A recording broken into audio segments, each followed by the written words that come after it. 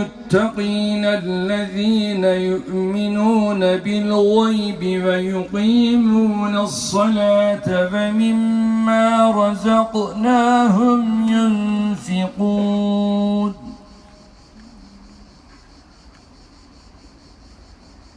والذين يؤمنون بما أنزل إليك وما أنزل من قبلك وبالآخرة هم يوقنون أولئك